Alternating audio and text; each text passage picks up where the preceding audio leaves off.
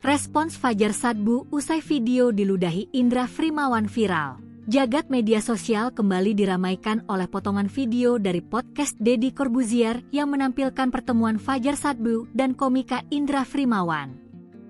Cuplikan tersebut menjadi viral setelah memperlihatkan momen yang memicu kontroversi, yakni aksi Indra yang diduga meludahi Fajar di tengah perbincangan santai. Video itu diunggah ulang oleh sejumlah akun media sosial dan dengan cepat menyedot perhatian publik.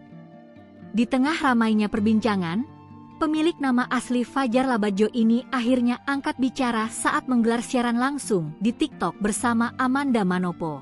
Dalam percakapan itu, Amanda meminta Fajar menceritakan langsung kejadian yang dialaminya saat menjadi bintang tamu podcast tersebut, termasuk momen yang ramai dibahas publik. Fajar kemudian menegaskan bahwa ia tidak memiliki masalah dengan Indra dan justru menilai komika tersebut memperlakukannya dengan baik selama pertemuan itu.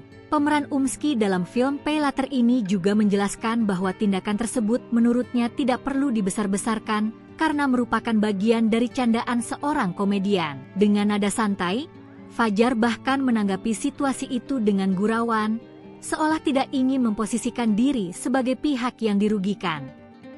Di akhir penjelasannya, Fajar kembali merendahkan situasi dengan menyiratkan bahwa ia tidak ingin menyalahkan siapapun atas kejadian tersebut.